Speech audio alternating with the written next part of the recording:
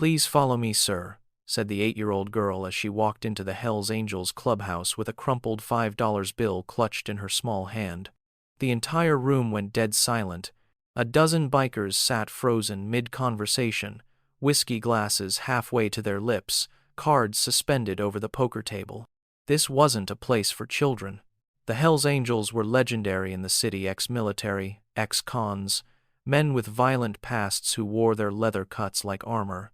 The red neon Hells Angels sign cast everything in blood-colored light. "Thanks for riding through another story with me. Tell me where you're watching from. It's always amazing to see how far the video has gone. And if you enjoy stories like this, hit the subscribe button and ride with us." Viper, the chapter's road captain, was the first to move. He set down his drink and turned toward the girl. His weathered frame, late 50s, gray beard, dark sunglasses, even indoors, arms covered in faded military tattoos, would have terrified most adults. But the little girl didn't flinch. "What's your name, little one?" Viper asked, his voice surprisingly soft. "Arlene," the girl whispered. "Arlene Miller." "Arlene, where are your folks?" "My mama's home. She's real sick." Arlene's voice trembled, but she kept her eyes locked on Viper's sunglasses, seeing her own reflection in the dark lenses. She held out the $5 bill like an offering. "I need you to follow me. I need to show you something. My mama said bikers help people when nobody else will." The bikers exchanged dark looks. Something about the way this child stood there, white dress stained and too thin for the cold night, blonde ponytail slightly undone, dirt on her bare legs, told them this wasn't some prank or mistake. "Tank," the sergeant-at-arms, leaned forward in his chair. "Where's your mama at, sweetheart?" "Not far. Please, I'll show you, but you have to come now." Arlene's small hand trembled as she held out the money. "I have $5. Is that enough?" Wrench moved to the window and scanned the street outside, empty except for a few parked cars and the distant sound of traffic. No parents waiting, no adult supervision, just darkness. "Kid came here alone," he muttered. "At this hour." Viper knelt down to Arlene's level. His scarred face, a roadmap of bar fights and war zones, usually made children cry. But Arlene met his gaze without backing away. Her chin quivered slightly, but she didn't break eye contact. "Arlene, listen to me carefully. Why did you come here? Why didn't you call the police or go to a hospital?" The girl's eyes filled with tears, but she blinked them back hard. "Because the bad man knows the police, and the hospital costs money we don't have. But my mama told me once that bikers are the only people who scare bad men. She said if something really bad happened, I should find the Hells Angels and ask for help." Her voice dropped to almost a whisper. "Something really bad happened." The temperature in the room seemed to drop. Every man in that clubhouse had seen enough darkness in their lives to recognize it in someone else's eyes, especially a child's. "What bad thing happened, Arlene?" Viper asked gently. Arlene shook her head. "I can't say it right. I have to show you. Please, sir. My brother's only 3. He's scared, and Mama won't wake up." "I don't know what to do anymore," her voice cracked. "I have $5. Is that enough? Please?" "Doc," the club's medic, who'd served as a combat corpsman in Afghanistan, stood up from the bar. "Won't wake up? Arlene, is your mother breathing?" I think so, but she looks wrong, and the bad man said he'd come back tonight. He's always coming back." She grabbed Viper's leather vest with her free hand, the $5 bill crinkling between her fingers. "Please. I ran all the way here. I don't have anywhere else to go." Viper looked at that $5 bill, crumpled, dirty, probably stolen from somewhere dangerous. He looked at this child's face, at the desperation that no 8-year-old should ever have to feel, at the way she stood in a room full of the most dangerous men in the city without fear, because whatever she was running from was worse than anything in this clubhouse. Something inside his chest tightened. He'd seen a lot of terrible things in his life. War zones, prison riots, streets where violence was the only currency. But watching an 8-year-old girl offer her last $5 to save her family while some bad man lurked in her life hit different. "Keep your money, Arlene," Viper said quietly, gently pushing her hand back. But you're going to have to show me what you're talking about. Can you do that? Arlene nodded frantically, relief flooding her face. Yes, sir, thank you. Thank you so much. How far is it? Maybe 15 minutes walking? I ran here in 10. Viper straightened up and looked at his brothers.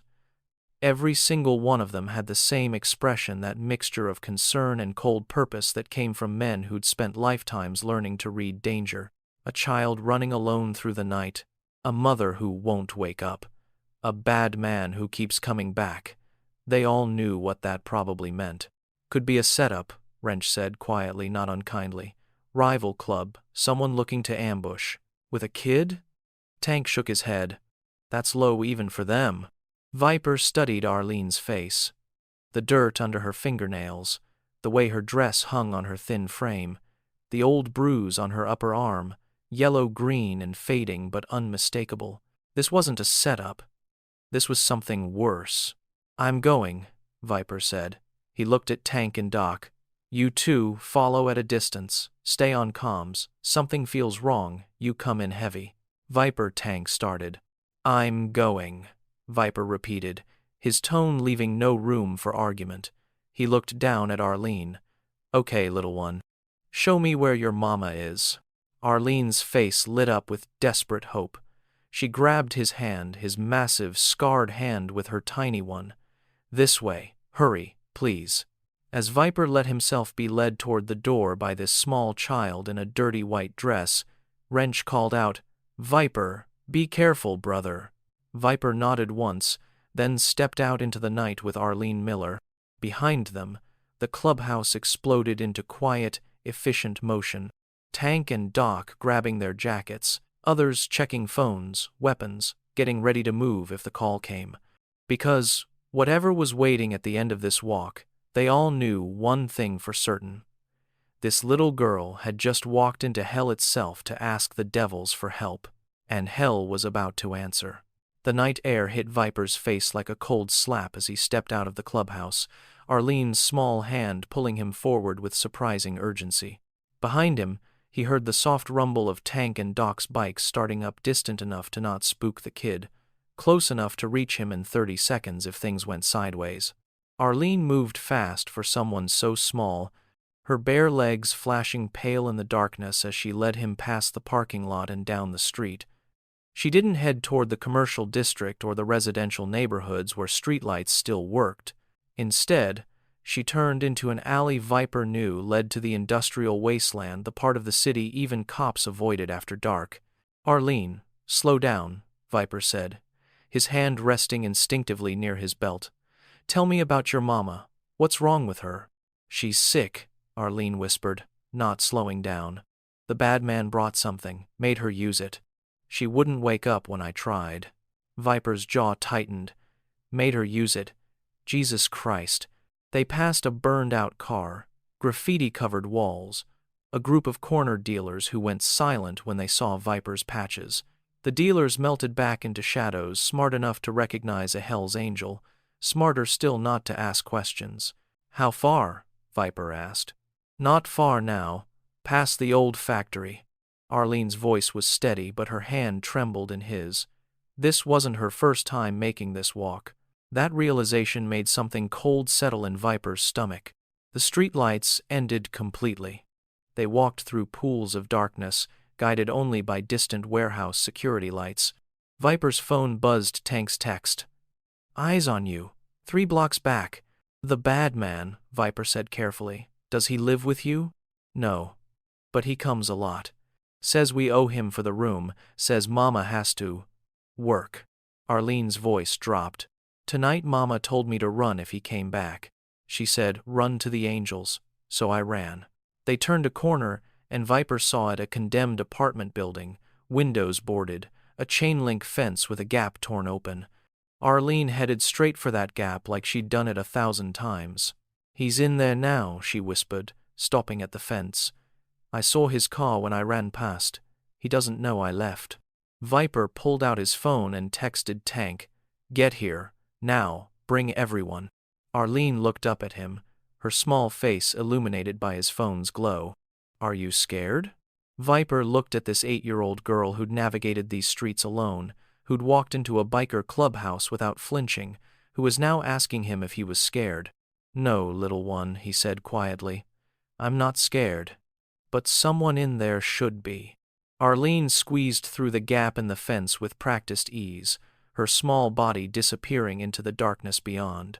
Viper followed, the chain link scraping against his leather vest, the metal groaning under his weight. His phone buzzed tank and the others were positioned around the perimeter, waiting for his signal. The building's entrance gaped open like a wound, the door long since torn off its hinges. Inside, the smell hit Viper immediately: rotting garbage, human waste, the acrid chemical stink of drugs being cooked or cut. His eyes adjusted to the darkness, and he could make out shapes: sleeping bags in corners, needles scattered on the floor, a shopping cart filled with someone's entire life. Arlene navigated through it all without hesitation, stepping over debris like she was walking through her childhood home, because, Viper realized with rising fury, this was her home. They passed what used to be a lobby, a family huddled in one corner, a woman and 2 teenagers, their eyes hollow and watching. They didn't ask questions. In places like this, you didn't ask questions. Viper heard a baby crying somewhere above them, the sound echoing through the gutted building. The stairwell was worse. Chunks of concrete missing from the steps. No railing on one side, just a drop into darkness. Graffiti covered every surface, and in the dim light from Viper's phone he could see disturbing messages. Pay or leave, Grimes owns you, and worse things he was glad Arlene couldn't read in the dark. Arlene climbed without looking down, her small hands finding holes in the wall where the railing used to be. Second floor, more sleeping shapes, more desperate souls. A man nodded out against a wall, tourniquet still tight around his arm. Arlene walked past him like he was furniture. Third floor. The hallway stretched into darkness, doors hanging open or missing entirely. Through them, Viper caught glimpses of hell: makeshift living spaces, people existing rather than living, children who shouldn't be here but had nowhere else to go. Arlene stopped at a door near the end of the hall. Someone had spray-painted a large red X across it. She turned to look up at Viper, her face pale in the phone's light. They're in there, she whispered. My mama and my brother and sister. And him. Viper knelt beside her, his hand on her shoulder. Stay behind me, understand? No matter what you see or hear. Arlene nodded, then reached for the door handle. It wasn't locked. In places like this, locks were just suggestions. The door opened with a creak, and Viper stepped into darkness that somehow felt even heavier than the hallway behind them. The space heater's orange glow was the only light in the room, casting dancing shadows across walls stained with water damage and worse. 2 children sat huddled against it, a little girl, maybe 6, clutching a toddler boy in her lap. Both had the same blonde hair as Arlene, the same hollow eyes that had seen too much. They looked up when the door opened, their faces flickering between hope and terror at the sight of Viper's massive frame filling the doorway. It's okay, Arlene whispered to them. I brought help. Viper's eyes swept the room, cataloging everything with the practiced efficiency of someone who'd cleared rooms in Fallujah. Mattress on the floor, stained and torn. A folding table against one wall covered in plastic bags, digital scales, cutting agents, baking soda, baby laxative, the tools of someone stepping on product, needles scattered across the floor, fast food wrappers in the corner, days old, a single blanket shared between all the children. Then he saw her. Arlene's mother lay on the mattress, her skin the color of ash. Her breathing was shallow, irregular. Track marks ran up both arms like a road map of desperation. Her lips had a blue tinge that Viper recognized from too many overdoses he'd seen on the streets. Mama, Arlene said, dropping to her knees beside the mattress. Mama, I brought help, like you said. The angels came. The woman didn't respond, didn't even flutter an eyelid. Viper crossed the room in 3 strides, dropping down to check her pulse. Weak, thready. She was deep in it, maybe too deep. He pulled out his phone, already texting Doc. OD, in progress. 3rd floor. Move. How long has she been like this? Viper asked, his voice tight. Since before dark, the 6-year-old girl said quietly. The man made her use the needle. She didn't want to. She was crying. Then she got real sleepy and wouldn't wake up. The toddler started crying, a soft hiccuping sound that broke something in Viper's chest. These children had been sitting here for hours, watching their mother die, with nowhere to go and no one to call. What's your name, sweetheart? Viper asked the 6-year-old. Lily. And that's Sam. She pulled the toddler closer. Are you really here to help? Arlene said you would, but I didn't believe her. I'm really here. Viper stood, his jaw clenched so tight it ached. He keyed his radio. Tank, Doc, everyone get up here now. 3rd floor, end of the hall. And bring the medic bag. Footsteps thundered up the stairwell. Heavy. Fast. The sound of his brothers mobilizing. Arlene touched her mother's face with one small hand. Please don't die, Mama, please. I did what you said. I got help. Viper looked at the drug paraphernalia on the table, then back at these 3 children sitting in hell. Someone was going to answer for this. Heavy footsteps echoed in the stairwell, accompanied by voices, one loud, confident, cutting through the building's desolate silence like a knife. Arlene, where the hell you been? I told your mama to keep you kids. The voice cut off as Marcus Grimes appeared in the doorway. Mid-30s. Designer sneakers that cost more than a month's rent, gold chains catching the heater's glow. 2 men flanked him, muscle, the kind you hired when you needed people scared, not protected. Grimes stopped mid-step when he saw Viper standing in his squat, this leather-clad giant with Hell's Angels patches taking up space like he owned it. Who the fuck are you? Grimes demanded, but Viper heard the hitch in his voice, the slight recalculation happening behind his eyes. Viper straightened slowly to his full height, his shadow stretching across the room. I'm the person this little girl hired for $5. He let that hang in the air. To deal with her problem. Grimes's face flickered between anger and nervousness. He forced a laugh. Hired? Man, this is my property. These are my tenants. Whatever story these kids told you, it's bullshit. You need to leave. Now. Your tenants. Viper's voice was quiet, deadly. That what you call children living in a drug den? That what you call that woman overdosing on your product while her babies watch? Watch your mouth. You don't know shit about. I know you've been running an operation out of this room. I know you've been using that woman to cut your product. Viper took a step forward. Grimes took a step back. I know you forced her to use tonight, and I know these children have been living in your trap house, serving as your insurance policy so nobody calls the cops. Grimes's mask cracked. His hand went to his pocket phone. Probably not a weapon. You're making a big mistake, old man. I got people. This is my territory.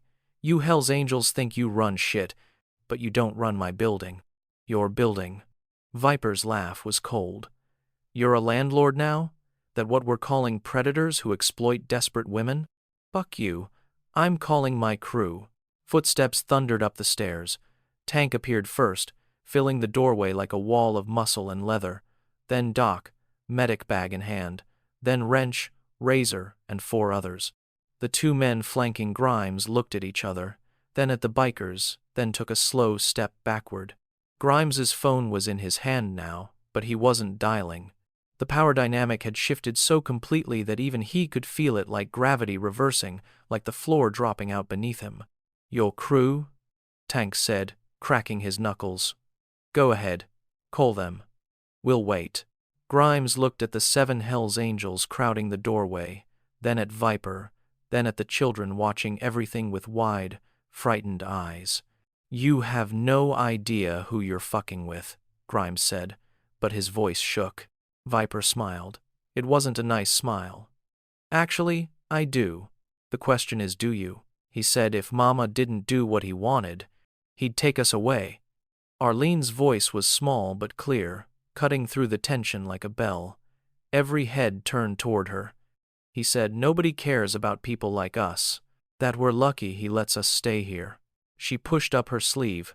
revealing bruises on her upper arm, 4 finger marks, purple-green against her pale skin, adult-sized grip marks. He grabbed me last week, wanted me to run a package to the corner, said I was old enough to earn my keep. Arlene's voice didn't waver, but tears streamed down her face. I said no. He said next time I wouldn't have a choice. Viper's vision narrowed. The room seemed to shrink to just him and Grimes, everything else fading to background noise. You put your hands on her. I didn't, she's lying. He's not lying. Lily spoke up, her voice shrill with fear and anger. He hurt Mama too, made her do things. Said if she didn't work for him, he'd call people who'd take us to different homes, split us up forever. Doc knelt beside the unconscious woman, checking her pupils with a penlight. Viper, he said quietly, this wasn't an accident. This is too much product for a regular user. Way too much. The pieces fell into place with horrible clarity. Viper looked at Arlene. Your mama did this on purpose. Arlene nodded, fresh tears falling. She told me before she got sleepy. She said she was sorry. Said she'd rather die than let him use us like he used her. Told me to run to the angels, that bikers are the only people who scare bad men. Her voice broke. I didn't want her to die. I just wanted someone to make him stop. Tank moved without being asked, positioning himself between Grimes and the door. The other bikers spread out, forming a semicircle. Grimes's 2 enforcers looked at each other, then slowly raised their hands. Smart boys, Wrench said. Grimes backed toward the wall, his gold chains rattling. Look, whatever these kids told you, it's not we can work this out. I got cash, I got product. Name your price. My price? Viper's voice was barely above a whisper, but somehow it filled the entire room. He moved toward Grimes with predatory calm. You trafficked children. You exploited a desperate woman. You turned this place into your personal trap house with kids as collateral. I gave them a place to stay. You gave them hell. Viper stopped inches from Grimes's face. And now you're going to pay for it. Behind him, Doc was already on his phone calling 911, his voice clinical as he reported an overdose. The children huddled together by the heater, watching their nightmare finally end. Grimes looked into Viper's eyes and saw something that made him start shaking. Justice. And it wore a Hell's Angels patch. You've got 2 choices, Viper said, his voice carrying the weight of finality. You can walk out of here right now and disappear. Leave this city, never come back, never contact these people again. Or, he let the word hang heavy in the air, we can have a longer conversation about what happens to men who hurt children. Grimes tried to pull together the shreds of his authority. You're making a mistake. You touch me. I got people. Real people. This is gang territory, old man. You think your little motorcycle club scares me? It should. Viper stepped closer. Grimes pressed harder against the wall. Because my people don't negotiate when it comes to kids. There's no middle ground here, no deals, no working it out. This is bullshit. I know my rights. Rights? Tank's laugh was harsh. You want to talk about rights while those babies watch their mama overdose in your trap house? Grimes looked around the room, searching for support. His 2 enforcers had already backed toward the door, hands visible, clearly wanting no part of whatever was about to happen. One of them caught Grimes's eye and shook his head slowly. You're on your own. Last chance, Viper said. Walk away, right now. Something in Grimes snapped pride, desperation, stupidity. His hand flashed to his waistband and came up with a knife, the blade catching the heater's glow. You want to threaten me? In my own. Tank moved like lightning despite his size. One hand caught Grimes's wrist, twisted. The knife clattered to the floor. Tank kicked it away and slammed Grimes face first against the wall, arm locked behind his back. That, Tank said conversationally, was stupid. Viper picked up the knife, looked at it, then at Grimes. For a moment, the room held its breath, the children watching, the bikers waiting, Grimes whimpering against the wall. Then Viper dropped the knife out the broken window. It disappeared into the darkness below. Get him out of here, Viper said. Make sure he understands the terms. He runs. He doesn't stop running. If we ever see him again, if he ever comes near this family again, there won't be any more talking." Tank dragged Grimes toward the door. The two enforcers had already vanished down the stairs. Wrench and Razor followed, making sure the message was delivered clearly. Doc was still on the phone with 911, giving directions. "Ambulance is 3 minutes out. We need to move these kids before cops arrive." Viper knelt beside Arlene.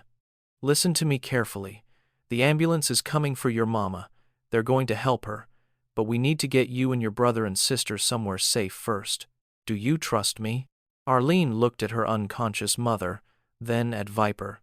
She nodded. "Then let's go." The extraction happened fast and surgical. Tank and Wrench went down the front stairs, making noise, creating a distraction for anyone watching. Viper lifted Arlene's mother like she weighed nothing, her unconscious form draped across his arms. Doc led the way down the back stairwell, clearing each floor, while Razor brought up the rear with the children. They moved through the condemned building like ghosts, past sleeping addicts who didn't stir, past desperate families who looked away. Nobody saw anything. In places like this, survival meant blindness. Outside, bikes were already running. Viper laid the woman carefully in the back of Tank's pickup, Doc climbing in beside her to monitor her breathing. "Street Vincent's ER," Viper said. "Drop her at the entrance, anonymous call, then get out before cops arrive." Tank nodded and pulled away into the night, taillights disappearing around the corner. Viper turned to the three children standing in the cold parking lot, looking small and lost. Arlene held Lily's hand, who held Sam. A chain of siblings refusing to break. "All right, little ones," Viper said, kneeling down. "You ever been on a motorcycle?" Sam's eyes went wide. Even in the darkness, Viper could see the spark of something wonder, maybe, or hope. Lily shook her head. "Well, you're about to. Arlene, you're with me. Lily and Sam, you ride with Doc. Hold on tight. Don't let go, and trust us. Can you do that?" Three small heads nodded in unison. The ride back to the clubhouse took 10 minutes. Arlene's arms wrapped around Viper's waist, her small body pressed against his back. He felt her trembling not from cold or fear anymore, but from the release of tension she'd been carrying for months, maybe years. When they pulled into the parking lot, she didn't let go immediately. "We're safe now?" she whispered. "You're safe now," Viper confirmed. Inside the clubhouse, the bikers transformed into something unexpected caregivers. Someone made grilled cheese sandwiches, someone else found clean blankets. The children sat at the bar, eating like they hadn't seen food in days, which, Viper realized, they probably hadn't. Real food, anyway. Sam fell asleep with his head on the bar, cheese still in his hand. Lily watched everything with cautious eyes, not quite believing it was real. Arlene sat beside Viper as he made phone calls. "Sarah, it's Viper." "Yeah, I know it's late. I need a favor." He paused, listening. 3 kids. Emergency situation. Mother's in the hospital. Father's not in the picture. And the previous living situation was bad. Real bad. I need them placed together, and I need it done quietly. More listening. Viper looked at Arlene, who was watching him with those 2 old eyes. "Yeah," he said into the phone. "I'll vouch for them personally, whatever it takes to keep them together." When he hung up, Arlene asked, "What happens now?" "Now you sleep somewhere warm. Tomorrow we figure out the rest." For the first time in months, Arlene smiled. The first Tuesday, Viper showed up at the foster home with 3 stuffed animals. The second Tuesday, it was books. By the third Tuesday, the foster mother, Mrs. Chen, just smiled and let him in without questions. She'd learned that this gray-bearded biker in dark sunglasses was the most reliable visitor her emergency placements had ever had. Arlene would run to the door when she heard his motorcycle, her face lighting up in a way that made something in Viper's chest tighten every single time. Lily was slower to trust, but by week 4, she was showing him her drawings. Sam just climbed into his lap like Viper was a piece of furniture, falling asleep against his leather vest, while Viper read stories in his gravelly voice. At Street Vincent's, Rosa Miller survived, barely. The overdose had nearly killed her, but Doc's quick call had saved her life. Now she sat across from Viper in a state-mandated rehab facility, her eyes hollow but clearing, trying to understand why this stranger kept showing up. "I don't get it," she said during week 2. "Why are you doing this? You don't know me. You don't owe me anything." Viper leaned back in the uncomfortable plastic chair. "Your daughter paid me $5. I'm delivering what she bought. $5 doesn't buy this." Rosa gestured around the private room, the better facility Viper had quietly arranged and paid for. $5 doesn't buy you sitting here, doesn't buy my kids being kept together, doesn't buy any of this. "Maybe not," Viper said. "But that little girl walked into the most dangerous place she knew and asked for help with everything she had. That kind of courage? That buys more than you think." Rosa's eyes filled with tears.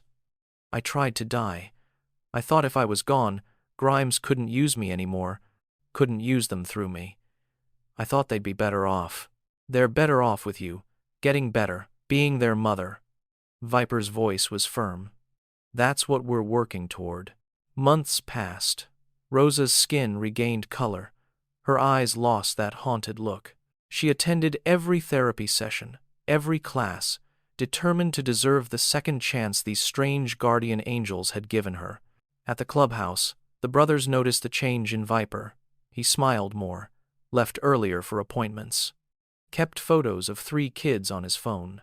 "You getting soft on us, old man?" Tank teased. "Maybe," Viper said, and didn't sound sorry about it. Word spread through the forgotten corners of the city.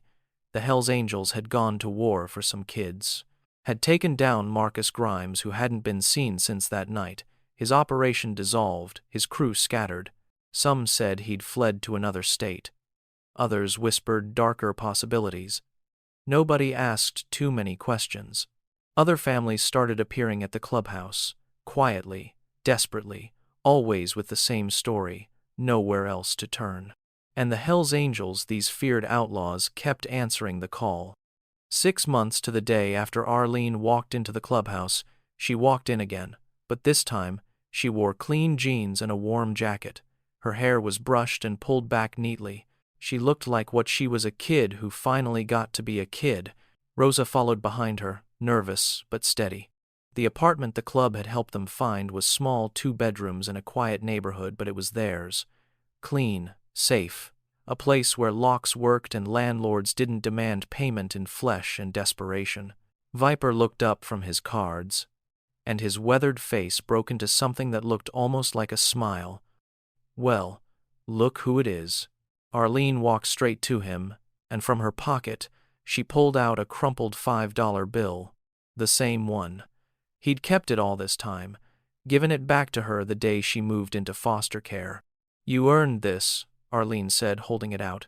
"You saved us, all of us. This belongs to you now." Viper set down his cards and knelt to her level, his knees protesting but his heart not caring. He gently pushed her hand back. "No, little one. You keep it. You paid for something bigger than you know." He touched the Hells Angels patch on his vest. "You reminded us why we wear these patches, not to scare people, but to protect them. That's worth more than money can buy." Arlene threw her arms around his neck, and Viper, this man who'd seen war and prison and every dark corner of human nature, hugged her back with tears in his eyes.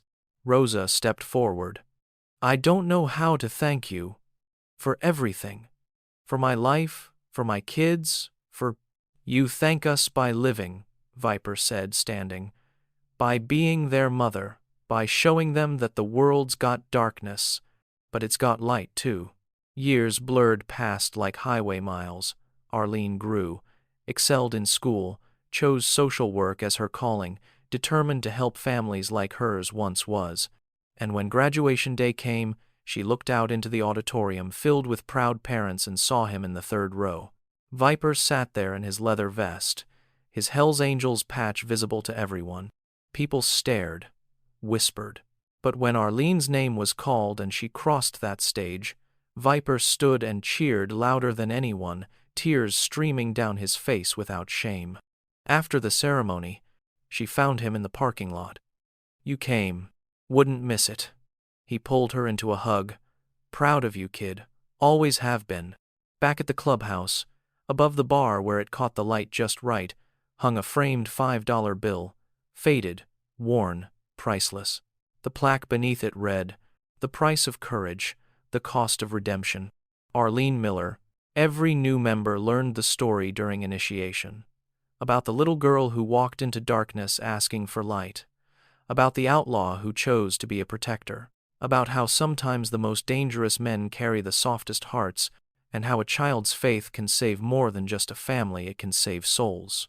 That $5 bill hung there as testament, as promise, as proof that redemption comes from the most unexpected places and that family isn't always blood. Sometimes it's leather and patches and a gray-bearded biker who taught a little girl that the world, despite everything, still has heroes. Even if they ride motorcycles and look like hell itself. Hey, if you made it to the end, thank you. Stories like this only hit hard because people like you are here to feel it. Now I'm curious, and I want your honest answer. What moment in this story grabbed your heart the most and why? Say it in the comments. There's no right or wrong, just your truth. And trust me, other people read your comment and reply too. Before you roll out, drop your location. Let me see where this story traveled. I love seeing cities I've never even visited light up the comments section. And if you felt a connection today, you're welcome to subscribe. We're building something real here, one story, one writer, one heart at a time.